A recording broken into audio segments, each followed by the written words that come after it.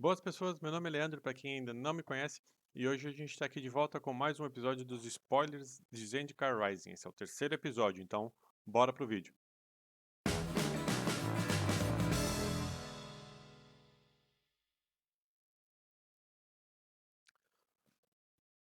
Ok, então vamos aqui pro vídeo, terceiro episódio da nossa série de spoilers.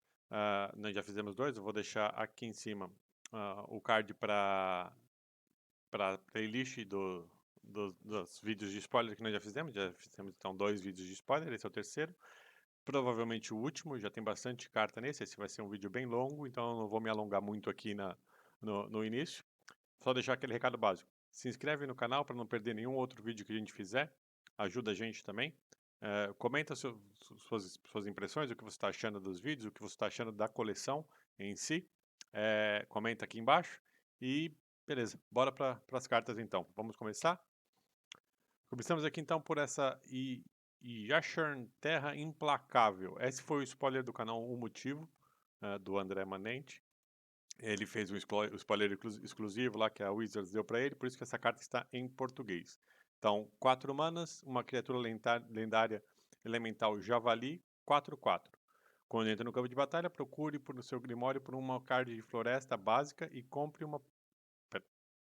Quando ele entra no campo de batalha, procure em seu Grimório um card de floresta básica e um card de planície básica, revele aqueles cards, coloque-os em sua mão e depois embaralhe o Grimório. Os jogadores não podem pagar pontos de vida nem sacrificar permanentes que não sejam terrenos para conjurar mágicas ou ativar habilidades. Ah, ok?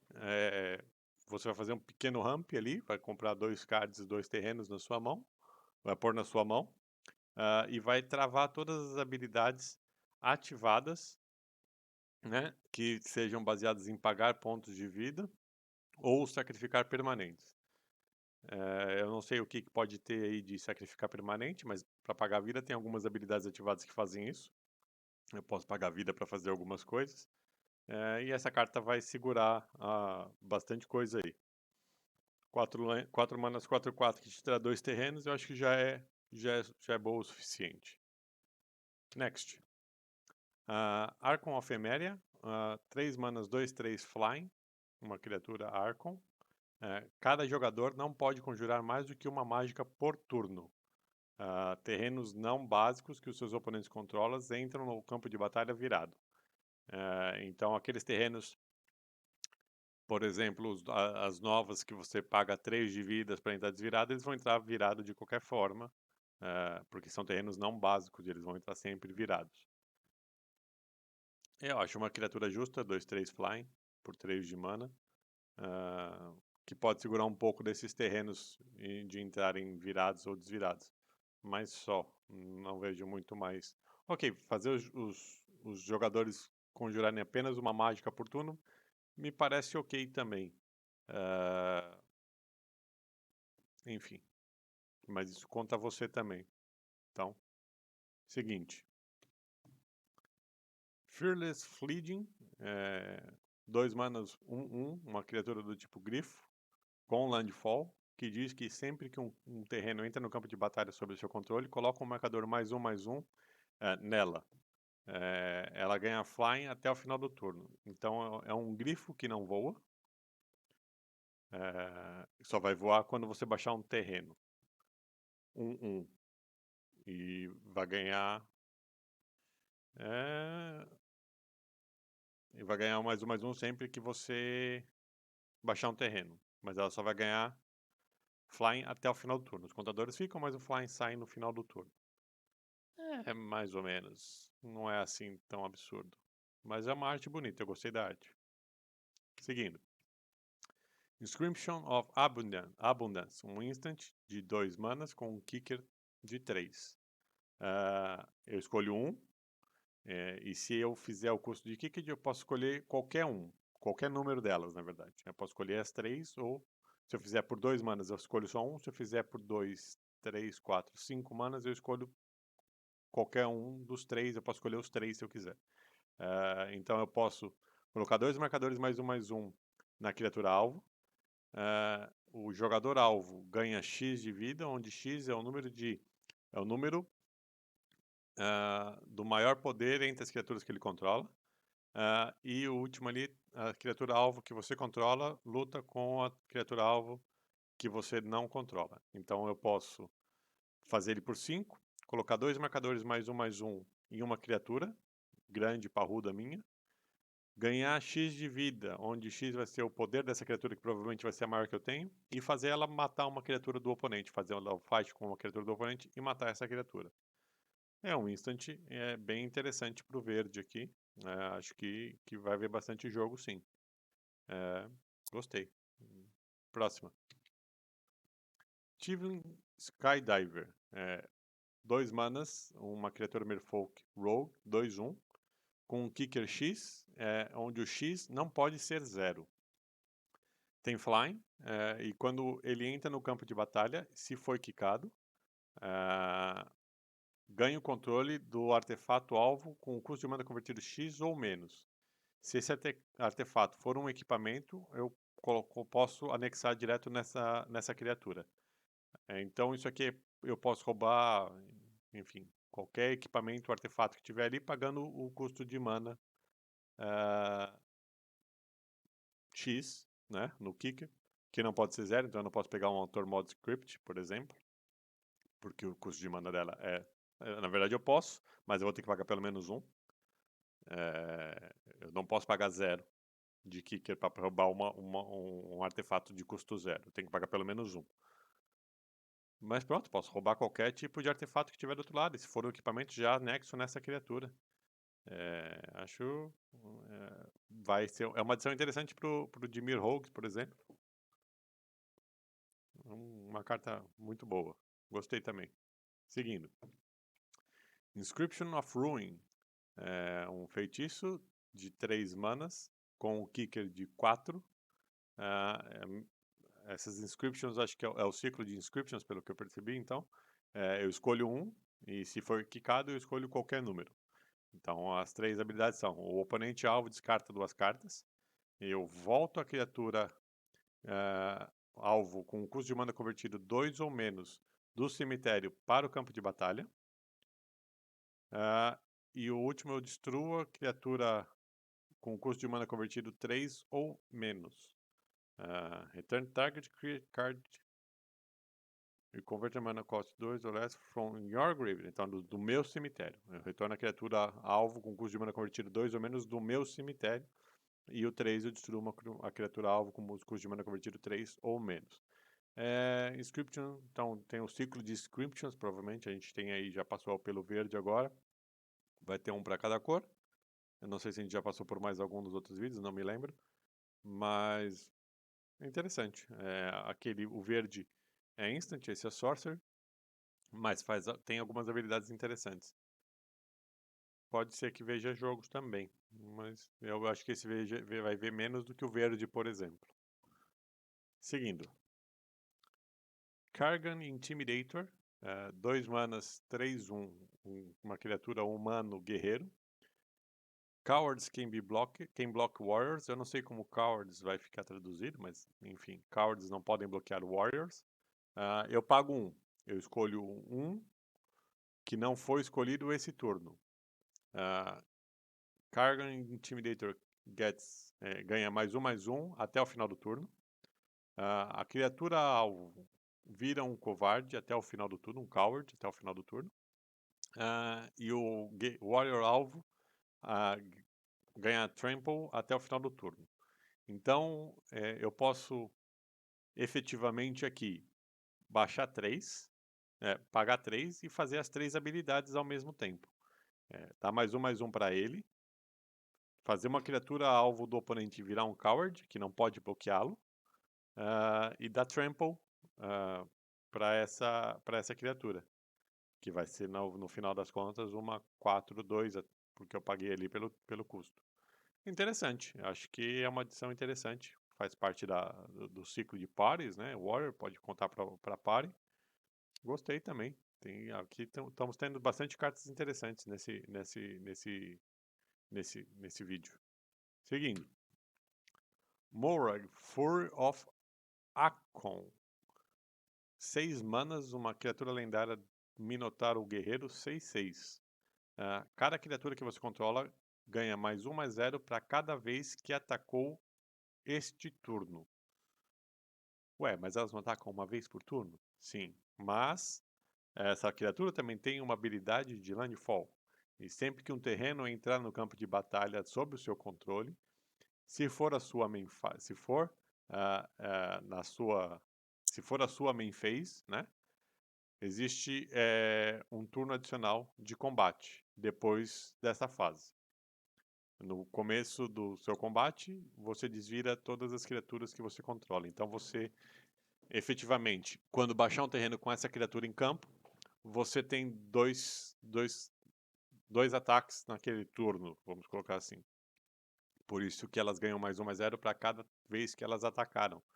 E eu posso ter uma forma de baixar 2 terrenos e ter 2 turnos adicionais e elas ficarem +1/+0 para cada turno, para cada ataque adicional, na verdade, não turno. Enfim, são 6 manas por uma criatura 6/6. Vai ser difícil de baixá-la e fazer isso funcionar, mas vão fazer isso funcionar com certeza.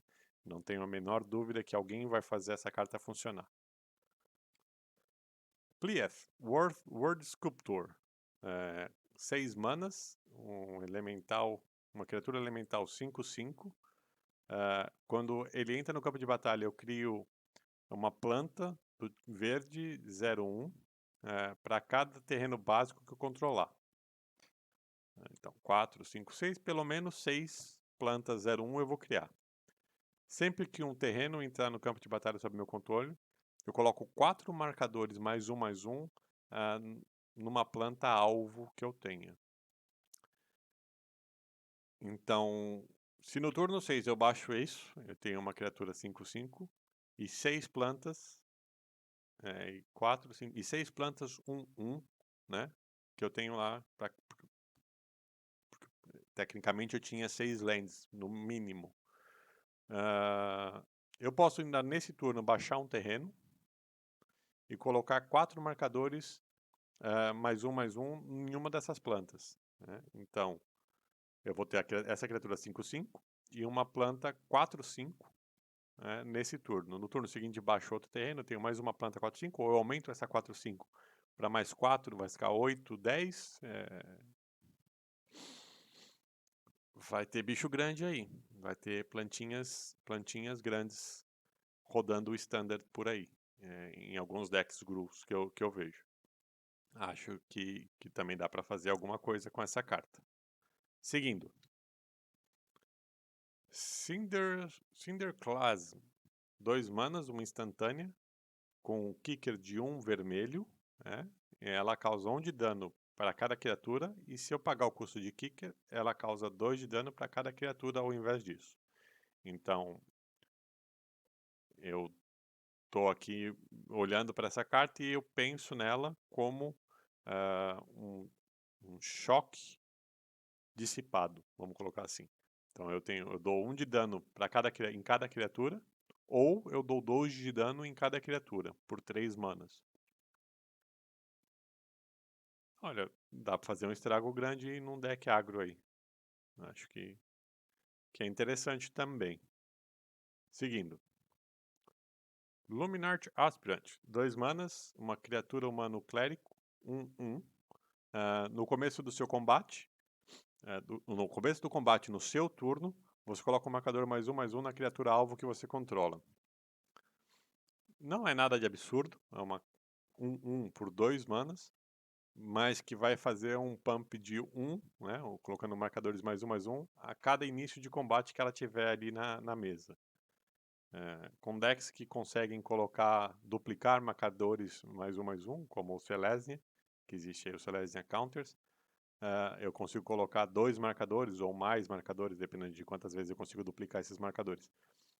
Pode achar um deck interessante aí, ele pode encaixar nesse deck Selesnya, para começar a colocar mais marcadores do que ele realmente põe, por conta do duplicador. É uma carta que sozinha não vai fazer muita diferença, mas com o deck certo pode gerar um estrago legal. Seguindo. Magmatic Channeler. 2 manas, uma criatura wizard 1/3.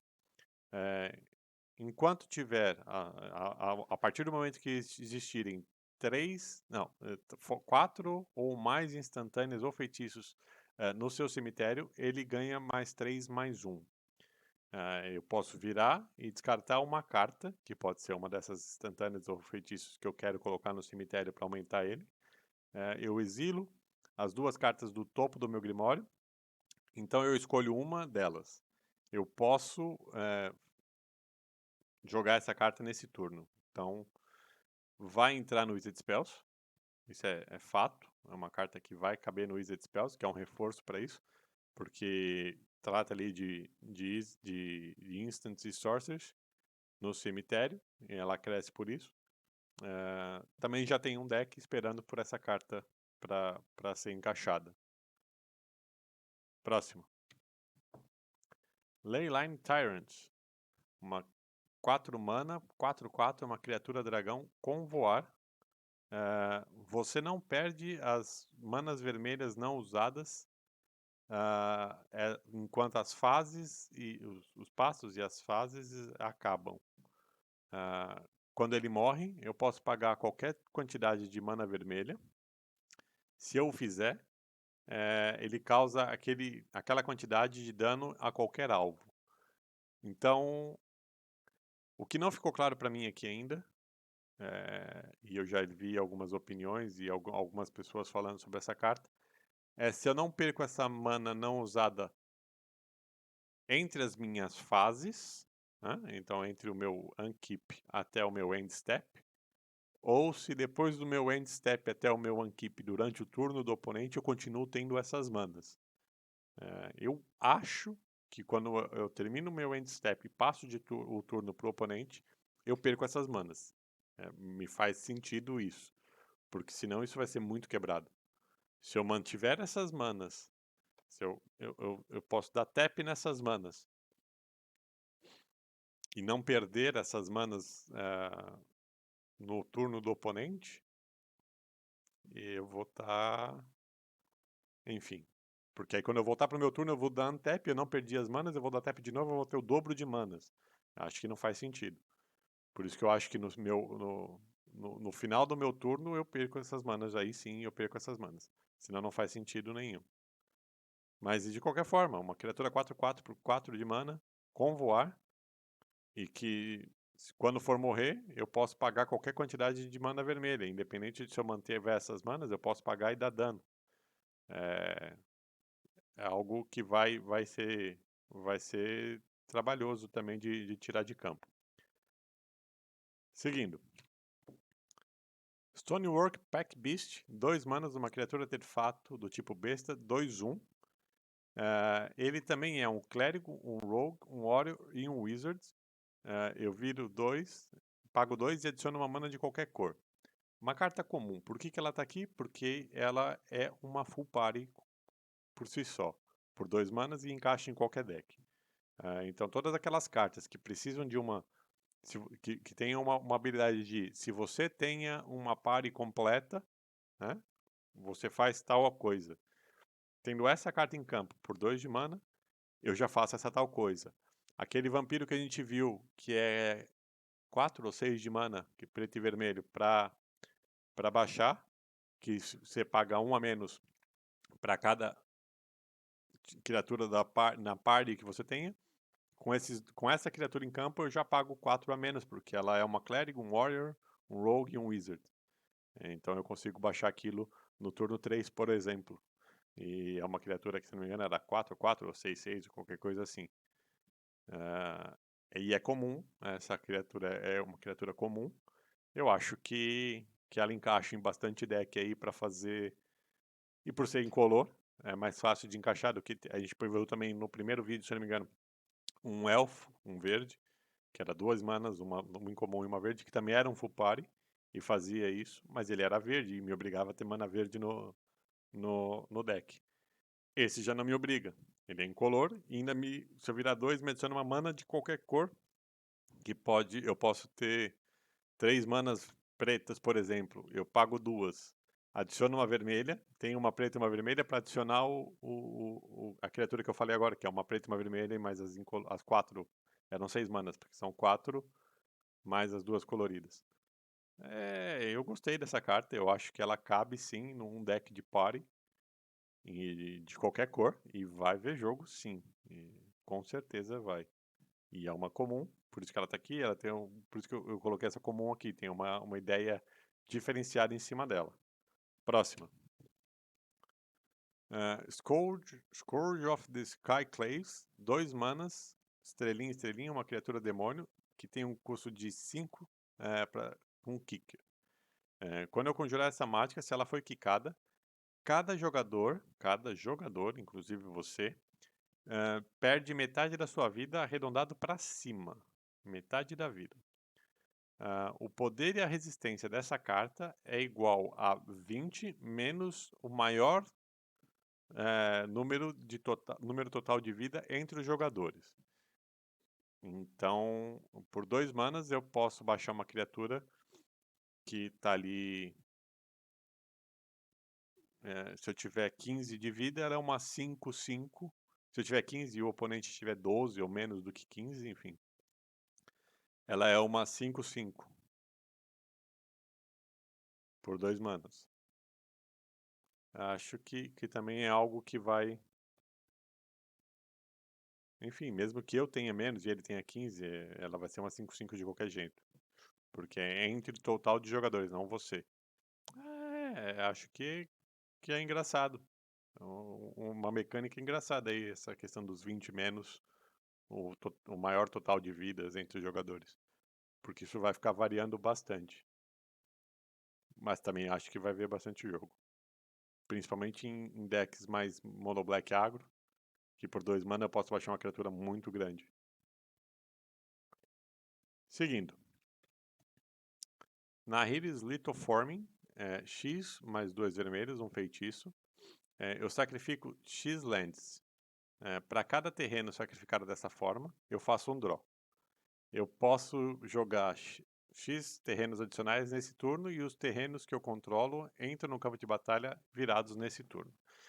Então, se eu pagar 4 no X, eu sacrifico 4 terrenos, compro 4 cartas e posso baixar até 4 terrenos que entrarão virados nesse turno. Se por acaso eu comprar terreno entre essas 4 cartas, eu já tiver terrenos na mão. É interessante para aqueles decks que não precisam de tanta mana para jogar. Imagina um deck que funcione bem com 5 manas e você tá só comprando mana atrás de mana. Eu sacrifico as manas extras que eu tiver aí que não sejam mais necessárias para o meu deck, um deck que funciona com 5, 4 manas. Eu sacrifico aquelas lands, compro mais terrenos, ou compro mais as cartas disso. Se eu comprei mais terrenos, já baixo eles virados e fico com a minha mão livre ali, só com o que eu realmente preciso. É interessante. Acho que dá para entrar nos decks de mono red, por exemplo, para fazer um filtro na mão e comprar cartas. Acho que cabe. Seguindo. Forsaken Monument, 5 manas, um artefato lendário incolor. As criaturas incolor que você controla ganham +2/+2. Sempre que você vire uma permanente para adicionar mana, adiciona uma mana adicional. E sempre que você conjurar uma mágica incolor, você ganha 2 de vida. 5 manas, eu acho muito para fazer o que ela faz. Para dar +2/+2 para criaturas incolores que você dá, um deck de artefato. Não sei. Eu acho que. Ok, adicionar uma mana adicional. Dar uma mana adicional para cada vez que você virar uma permanente para gerar mana. E aí eu entendo por permanente que quando eu viro os meus terrenos, elas geram uma mana adicional incolor. Ok. Mas. Não sei. Acho que é muita coisa para um cenário que não vai que não tem tanta coisa assim, tanto deck incolor que vai funcionar nesse momento. Seguindo. Akiri, Fearless Voyager. 3 manas, uma criatura lendária do tipo Core Warrior. 3/3. Sempre que você atacar um jogador com uma ou mais criaturas equipadas, eu faço um draw. Eu posso pagar uma planície e eu posso desequipar um equipamento da criatura de uma criatura que eu controlo. Se eu fizer, eu viro aquela criatura e ela ganha indestrutível até o final do turno. Eu vejo aqui uma tentativa, pelo menos, de se seguir um caminho de criar decks de equipamentos. Principalmente do tipo Boros, por conta da Nahiri, que a gente viu lá no primeiro vídeo. E eu falei que para eles terem colocado ali habilidades baseadas em equipamentos num Planeswalker, que o set viria com uma visão de equipamentos muito grande. No vídeo passado eu falei que os equipamentos que têm aparecido, todos eles, quando entram no campo de batalha, já são equipados em alguma criatura, automaticamente, sem pagar o custo de equipar. E agora a gente tem aqui, mais uma vez, que sempre atacar com uma criatura equipada, enfim, um deck de Boros equipamentos é o que está se desenhando aqui. E eu acho que ele pode ser jogável, eu acho que ele pode ser competitivo, talvez, se montado da forma correta e se os equipamentos que forem saindo forem bons o suficiente para manter esse deck em funcionamento. Mas pronto, eu posso daqui deixar uma criatura minha indestrutível, pagando uma mana, sem ter que sacrificar, como faz o Alcides, sem ter que sacrificar, como faz o cachorrinho lá, que eu esqueci o nome agora, Selfless Savior. Interessante. Seguinte. Lithoform Engine. 4 manas, um artefato lendário. Eu pago 2 e viro. Eu copio uma habilidade ativada ou desencadeada que eu controlo. E eu posso escolher novos alvos para essa cópia. Eu pago 3 e viro. Eu copio uma instantânea ou um feitiço que eu controlo. E eu posso escolher novos alvos para essa cópia.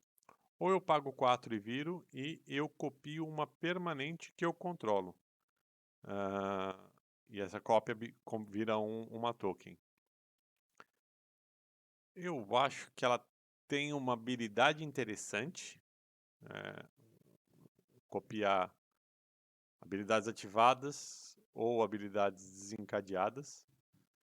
Mas eu acho a habilidade, o 4 dela de copiar uma permanente que eu controlo, eu acho mais interessante. De todas as habilidades, obviamente. Mas tem que pagar 4, depois pagar mais 4 para copiar uma habilidade. Ok, num late game que eu tiver, por exemplo, num cenário em que eu já baixei um Ugin na mesa e eu pagar 4 para ter outro Ugin na mesa, que é um token,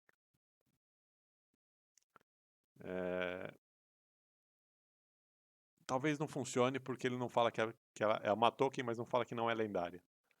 Então talvez não funcione para Planeswalkers ou criaturas lendárias. Mas, enfim, de qualquer forma, pagar 4 de mana para copiar uma permanente, um encantamento qualquer que esteja na mesa, não sei. Mas eu acho que é muito pesado. Eu acho que no standard tem que ser muito específico para ela funcionar. Não sei. Eu realmente não sei. Próxima. Skyclave Relic. 3 de mana, um artefato com kicker. De mais 3. É um artefato indestrutível. Quando ele entra no campo de batalha, se ele foi quicado, né, eu crio duas tokens que são cópias dele que entram viradas no campo de batalha. E quando eu viro ele, eu adiciono uma mana de qualquer cor. Então eu posso, por 3 manas, adicionar uma mana a mais no meu de qualquer cor na minha estratégia. Ou por 6 manas adicionar 3. Por 6, porque eu vou colocar por 6 manas, eu vou colocar ele mais 2 cópias. No próximo turno eu tenho 3 manas a mais do que eu tinha nesse turno. Acho que ajuda um pouco os decks de ramp, talvez, a terem mais mana, porque adiciona uma mana de qualquer cor. Acho que vai ver jogo sim, essa acho que. E é indestrutível. Acho que vai ver bastante jogo sim e vai ser muito quicada essa carta. Próxima. Maddering Cacophony. 2 manas, um feitiço com o kicker de 4 manas. Cada oponente mila 8 cartas. Se essa mágica foi quicada, cada oponente mila metade do deck arredondado para cima. Eu também vejo aqui um movimento em que os decks de 1000 ganham força. Aqui tem mais uma adição para esse tipo de deck. Milar 8 cartas para mim já é muita coisa. Apesar de existirem coisas que fazem muito parecido com isso, não no standard atual, mas já na história, que milam de 8 para cima. Mas pagar 6 manas, 3, 4, 5, 6 manas, e fazer o oponente milar metade do deck, cada oponente milar metade, num commander isso faz todos os outros milarem, sei lá, 50, 40 cartas, não sei quantas cartas tem no deck de um commander, acho que são 80, 90, 100, sei lá.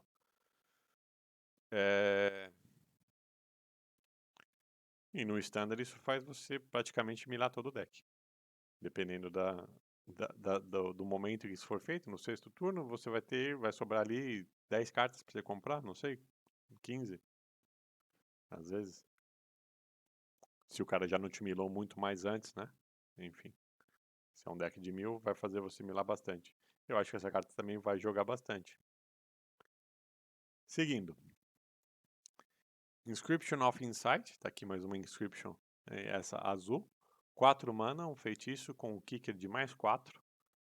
Eu escolho um, e se ela foi quicada, eu escolho qualquer número dessas. Então, retorno até 2 criaturas alvos à mão dos seus donos. Faço Scry a 2 e compro 2 cards. E o jogador alvo cria uma token azul do tipo ilusão X/X, onde X é o número de cartas na sua mão. Então, basicamente, você nunca vai, a não ser que nenhum dos dois tenham cartas na mão, você nunca vai querer dar uma token. Esse alvo Stargate Player vai ser sempre você para criar uma criatura do seu lado com o número de cartas que você tem na mão, porque você vai ter pelo menos comprado 2, no mínimo. Vai fazer o Scry e comprar 2 cartas de qualquer forma, isso sempre. E vai devolver 2 criaturas para a mão do seu dono. Você pode retornar criaturas grandes do seu oponente ali, que ele vai ter que pagar mana de novo para baixar, enfim. Ou mesmo retornar criaturas suas que tenham habilidades desencadeadas quando entram no campo de batalha, ou quando saem do campo de batalha, ou com landfall, enfim. Acho que com landfall não faz sentido, mas quando entra e quando sai do campo de batalha. Também acho que é melhor do que o preto, e acho que vai jogar, sim, bastante. Próximo. Squad Commander, 4 manas, uma criatura 3/3 do tipo Core Warrior. Quando ele entra no campo de batalha, eu crio uma criatura branca, uma token de criatura branca 1/1 do tipo Core Warrior, para cada criatura na sua party. Então, aquela criatura 2 vai fazer eu criar 4 desses. E no começo do combate, no meu turno, se eu tiver uma full party, que é aquela criatura artefato 2/1, que é uma full party sozinha, as criaturas que eu controlo ganham +1/+0 e indestrutível até o final do turno. Então eu posso atacar com todas elas indestrutíveis até o final do turno. Enfim, vou ter criaturas no próximo turno se não fizer um wipe no turno do oponente. Essa é uma carta daquelas que encaixa com aquela criatura que eu falei, né? Com essa que eu tô citando já há algum tempo. Ela é uma full party, então por 2 manas eu tenho uma full party que vai me desencadear todas essas habilidades facilmente. Seguindo. Só voltar um bocado aqui. Eu estou falando isso, da full party, aquela criatura é uma full party, porque ela tem todos aqueles tipos. Eu estou considerando que aquilo vai ser considerado como uma full party. Eu não tenho essa certeza, mas o que ele diz ali é a sua party consiste de um de cada tipo. Clérigo, Rogue, Warrior e Wizard. Aquele lá é um clérigo, é um rogue, é um warrior e é um wizard. Ele é tudo. Então eu estou considerando que ele conta como uma full party. No final, a gente pode descobrir que não. Tem que ser uma criatura diferente para cada uma daquelas. E aí eu precisaria, por exemplo, de 4 daquelas, mas não faz muito sentido para mim. Por isso que eu estou considerando que aquela criatura, que é uma full party, desencadeia tudo isso. Seguindo. Scout Swarm. 3 manas, uma criatura inseto, 1/1. Tem landfall. Então, sempre que um terreno entrar no campo de batalha sob o seu controle, eu crio um inseto verde, uma token do tipo inseto verde, 1/1. Se eu controlo 6 ou mais terrenos, eu crio uma token que é uma cópia dela. Eu vou fazer um exército de insetos aqui. É basicamente isso. Não sei se faz tanto sentido. Talvez para ter corpo para defesa, enfim. Mas acho que não é tão interessante assim essa carta. Não me chama a atenção. Próximo. Skyclave Shade. 2 manas com um kicker de 3. Uma criatura do tipo Shade, 3/1. Ela não pode bloquear. Se ela foi quicada, ela entra no campo de batalha com 2 marcadores +1/+1 nela. E ela tem landfall, que sempre que um terreno entra no campo de batalha, sob seu controle, se ela estiver no seu cemitério e for o seu turno, você pode conjurá-la do seu cemitério nesse turno. É uma criatura que volta do cemitério sempre que eu baixo um terreno. Ok, ela pode ser alimento para sacrifícios, enfim. Habilidades que eu preciso sacrificar uma criatura. Sacrifico ela, baixo um terreno, pago a land e conjuro ela do cemitério de novo. Acho que é mais ou menos por aí. Ela não pode bloquear, não é uma criatura que bloqueie. E se eu pagar o kick dela, ela vai ficar 3, 4, 5, 5, 3. Enfim, é um bom ataque por 5, 3. É um bom ataque por 3. Mas a ideia de voltar do cemitério é sempre uma boa para um alimento de sacrifício, porque ela realmente não pode defender. Seguindo. Grakmaw Skyclave Ravager. 3 manas, uma criatura lendária Hydra Horror. 0/0. Ela entra no campo de batalha com 3 marcadores +1/1. Sempre que uma outra criatura que eu controlo morre, se ela tiver marcadores +1/1 nela, eu coloco um marcador +1/1 nessa criatura, né, no Garkmaw. Né? Então sempre que uma outra criatura que eu controlo tiver marcadores +1/1, eu ponho um marcador +1/1 nela. E quando ele morre, eu crio uma token do tipo Hydra, preto e verde, com XX, onde X é o número de contadores +1/1 que essa criatura tiver. É muito interessante, porque se ela morrer, ela tem que morrer 2 vezes, basicamente. Porque imagina, eu baixo ela 3/3. O meu oponente vai lá e dá um Eliminate. Ela morreu. Quando ela morre, eu crio uma token do tipo Hydra, que é exatamente o tipo dela, com 3 marcadores, porque ela tinha 3 marcadores. Eu vou ter outra token 3/3 ali na mesa. O oponente vai precisar de outro removal para tirar aquela. É muito bom. É uma criatura que você precisa matar 2 vezes. Ou exilar. Se você exila essa criatura, em vez de matá-la, ou retorna para a mão, ele perde todos os marcadores, vai ter sempre mais 3 quando entrar de novo. Mas acho que é uma coisa chata de tirar de campo. Próximo. Aqui a gente vai entrar já então nas mágicas terrenos, né? As Double Face. Então, Kabira Takedown, 2 manas, é uma mágica instantânea. Ela causa dano de combate ela causa dano igual ao número de criaturas que eu controlo, a criatura ou Planeswalker alvo. Muito bom. É um instant muito bom. Eu posso ter 6 criaturas e causar 6 de dano numa criatura ou Planeswalker. Eu posso ter 2 e causar 2 de dano. É uma mágica muito boa. E também é um terreno que entra virado. Acho que faz todo sentido ter isso no deck. Né? Eu tenho um removal, condicional ao número de criaturas que eu controlo, mais um removal. E posso ter a opção de um land no early game, se eu precisar. E um removal no early game. Próximo. Shadowskull Smashing.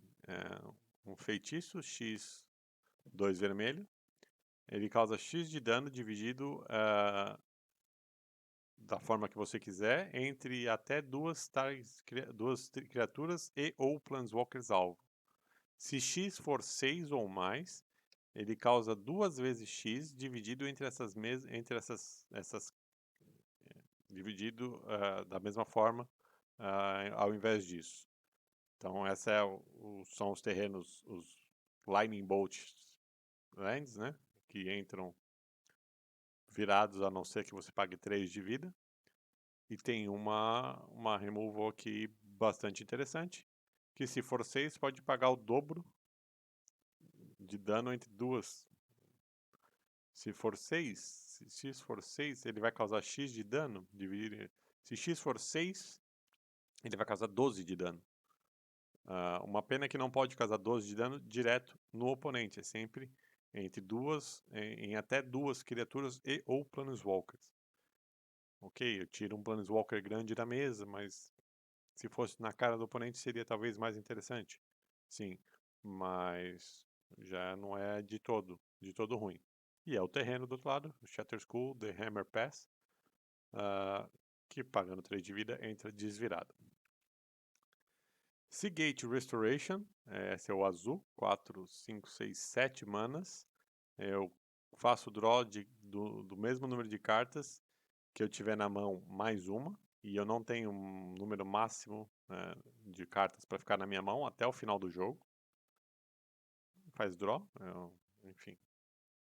E é um terreno dos que pagam 3 de vidas e entram desvirados. Terreno azul. Seguinte. Black Bloom Rogue. É uma criatura do tipo humano Rogue com ameaçar. Isso. 2, 3.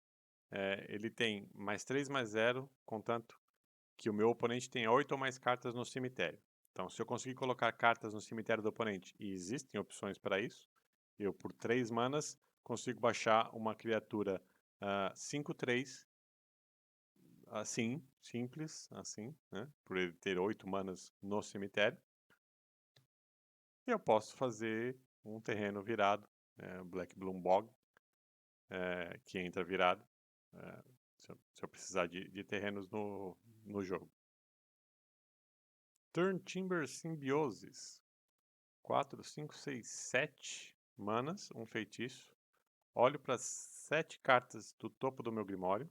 Eu posso colocar uma criatura entre elas no campo de batalha. Se o custo de mana convertido daquela carta for 3 ou menos, ela entra com 3 marcadores mais um adicionais. Coloco o resto no fundo do Grimório numa ordem aleatória. Colocar uma criatura com custo de mana 3 ou menos no campo de batalha com mais 3 é interessante. Pena que são 7 manas. É bem difícil de fazer. Mas decks de ramp conseguem chegar em 7 manas facilmente. E ela é uma land que entra virada, a não ser que você pague 3 de vida. Silund Vision. 2 manas por um instante. Eu olho as 6 cartas do topo do meu Grimório.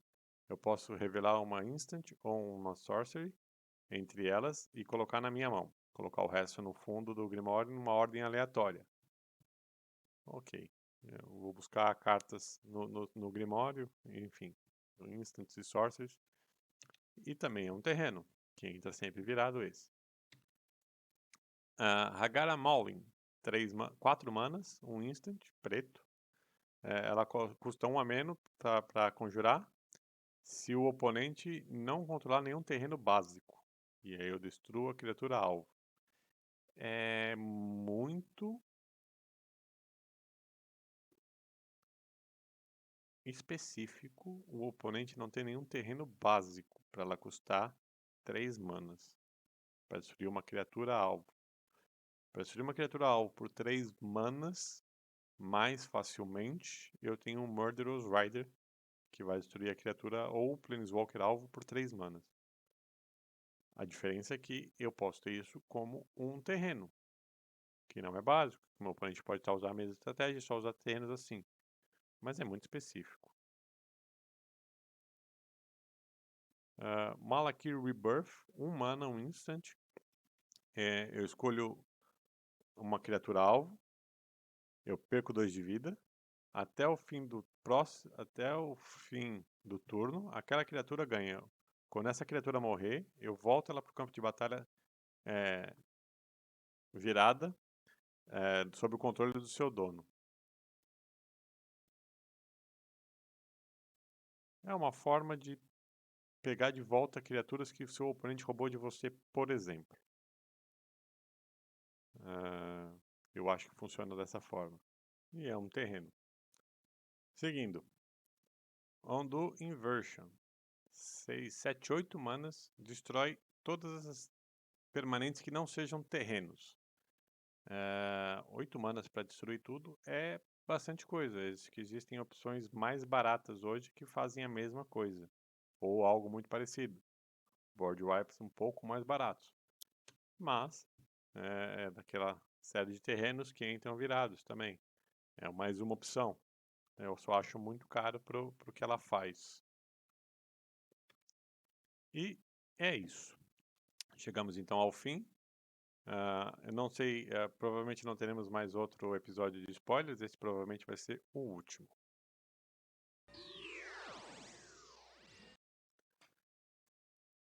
Ok. Temos então nosso último aqui episódio. Provavelmente. Acho que já foram todos os spoilers. A gente tem aí mais uma semana até o pré-release. Eu não sei como vai funcionar no Brasil o pré-release. Eu sei que aqui em Portugal as lojas já estão se organizando para fazer os pré-releases no final de semana do dia 18, 19 e 20 de setembro, que não é esse próximo final de semana, é o outro.